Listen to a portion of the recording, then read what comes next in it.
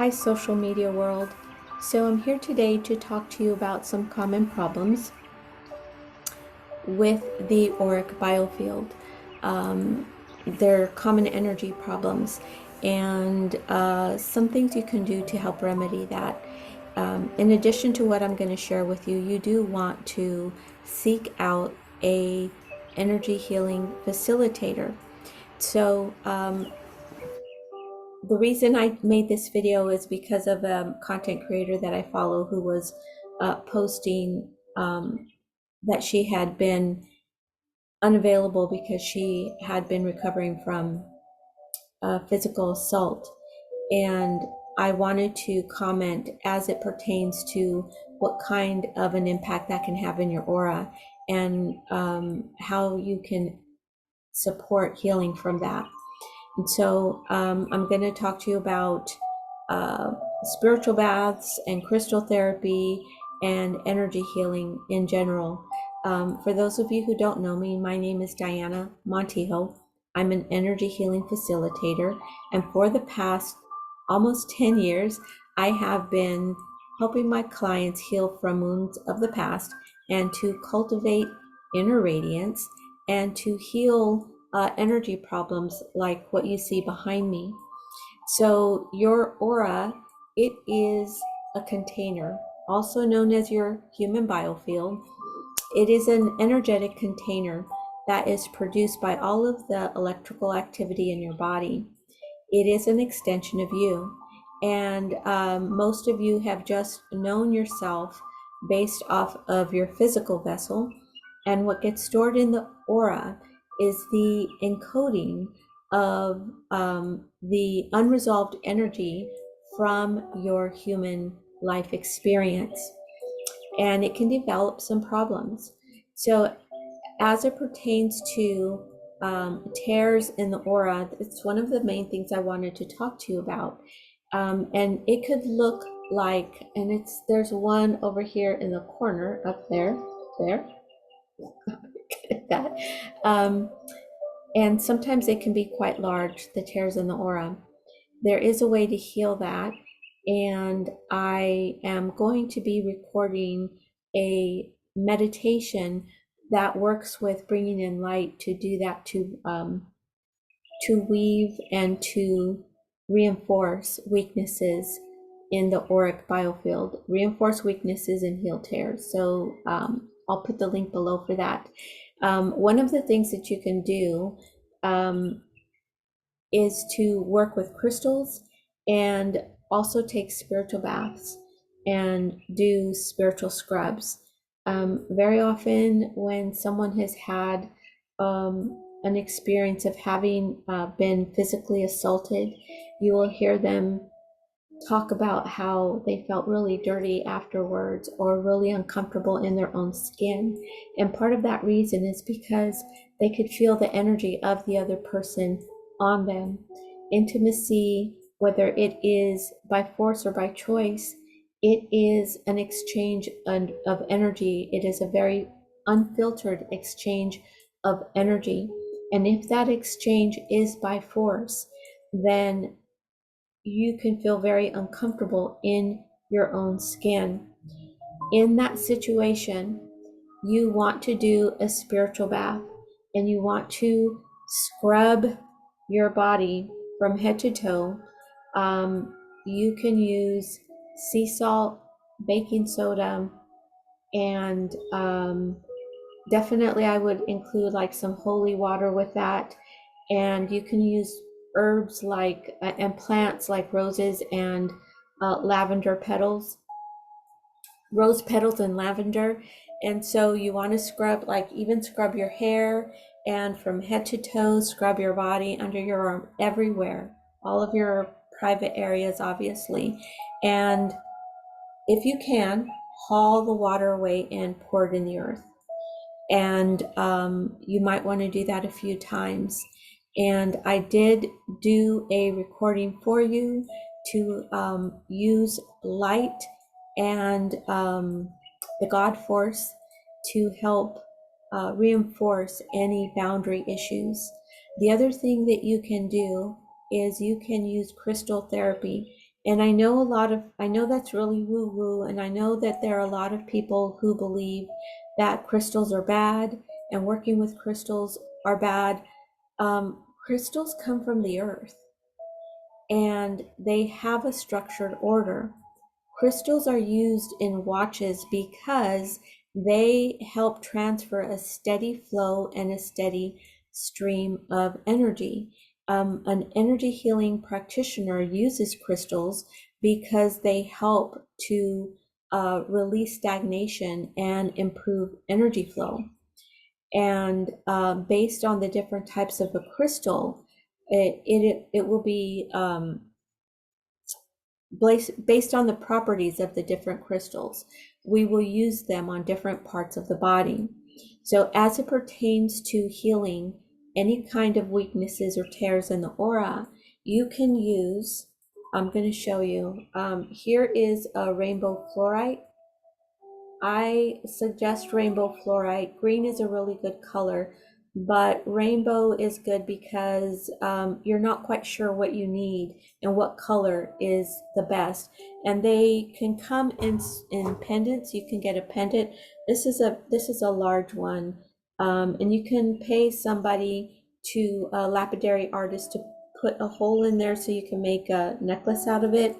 And you can use one as a pocket piece. Here's a flat one you could use as a pocket piece. Rainbow fluorite is like glass. It will break and it needs very frequent cleaning. And I'll talk to you about that in a little bit about how to clean these. The other one that is two that you should work with more than the others is this one is a Montana agate, and this is a rough Montana agate. I use this on the body when I'm working on clients.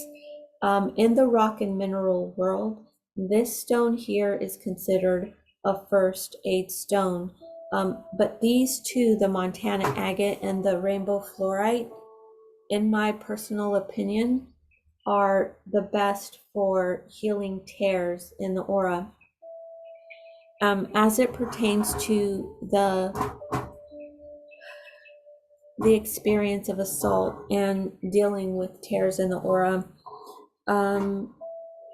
another stone that you might want to consider is this one is healerite, and it has a really soapy kind of feel to it. It's a type of a serpentine stone, and this one is it called Infinite Stone. This one has a milky color to it, and these can be hard to find. And you can look like on Etsy is where I've seen these the most. They're not really common. You probably will not find these in a rock store, so you have to look for someone who sells them.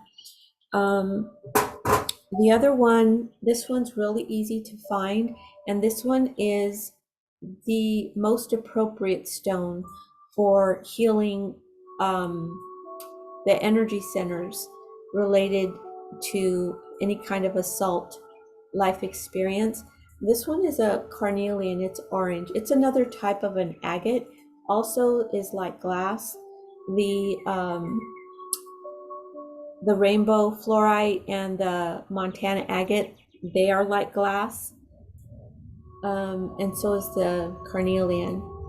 And you can put this either like use like a band-aid or something to tape it to your belly, or you can yeah, you probably want to do it that way. You can wear it in a necklace, but you want to have it on your body somehow, and it can help to bring healing energy. One of the most important stones that I work with is it's a blue lace agate. Looks like this. Blue lace agate. You can see my filters there. And what this stone is good for is bringing healing to the throat chakra. Our throat chakra, it can be encoded with the energetic imprint of our traumas. And so every time we speak, it has a tonal quality to it. And people can pick up on it. The universe, it communicates through a language of vibration and frequency. And so you can use both intention and crystals to heal those energetic imprints and to help resolve them. And this is the best one. The other one that you might want to consider, which is all the way over there in my box, I didn't pull it to me now, is a blue kyanite. Blue kyanite will remove blockages, and this one is more healing in nature, the blue lace agate. And I think I mentioned the infinite stone. The infinite stone is can be found on the Etsy website, and then this one's healerite, and it's a type of a serpentine stone. You can see my filters, I'm sorry. Okay, and that can help heal some of these problems in the aura as it pertains to tears. And what you see behind me, all of those unbalanced energy flows can be healed through the process of biofield tuning. Biofield tuning is a protocol that uses the neutral input of an activated tuning fork, and it can help locate some of these energetic imbalances that you see here. It provides a type of informative feedback. It's like holding up a mirror to the aura, and it lets your body know where it is storing tension, stuckness, the energy of unresolved emotions, and it helps your body recognize where it is out of balance and out of tune. As practitioners, we have learned how to locate that energy, how to get it unblocked, because sometimes it can be quite stuck. And we comb it over to the body and drop it into one of the energy centers, and it gives you a second opportunity to digest the energy of a life experience that was too much to process at the time. Your energy centers, they are kind of like processing centers. They process the energy flows in different parts of your body. So as it pertains to your throat chakra, what can block a throat chakra, besides the life experience, is a chronic pattern of not expressing your emotions. And it is a type of suffering in silence. And the solar plexus, many cultures believe the solar plexus is the seat of the soul, okay? And all of our organs are there. So it's really a complex energy center. The thing about that is it is connected to your personal power, your free will, your pure soul essence. Most of the time, the epicenter of where your soul resides is in the solar plexus. It is related to your personal power. However, your throat chakra is where you exercise and you use that power. And based on the frequency of it, it can dictate what goes out and what comes back to you. And so that's a really important energy center. And all of the imprints in your auric biofield dictate that as well. It isn't just those two, but they're very important for those reasons that I just described. I think that is it for now, everybody. I've recorded this a few times, and this is not my strength. I do best just one-on-one with clients in the office setting. If you have any questions and you wonder about something, there's a good chance that somebody else is wondering the same thing too. I am leave a comment below, ask a question below, and I'll make a video about it to answer your question. I'm going to be making a free video that I'm going to upload for it's a meditation on healing any weaknesses or tears in the auric biofield. Um, physical assault, it doesn't just happen to women, it happens to boys too. And it's almost worse when it happens to boys, because the impact of shame actually seems to be even greater for them, and they are more likely to not seek help or share the history of that life experience. And it means that they suffer in silence, and there is a part of them that isn't able to evolve beyond that point where they were wounded and injured by that life experience. And so a lot of times they don't get the help that they need. I have had clients come in and share their stories where the perpetrator was not a man, it was a woman. And I have had multiple multiple reports of that. So this just goes along the spectrum of both male and female. And it is a pattern that is very harmful. It is so harmful to the soul, so harmful to the soul. And you could go to a doctor to heal your body, but where do you go to heal your soul? Seek out an energy healer because you deserve to feel better. That's it for now, everybody. Thanks for sticking with me.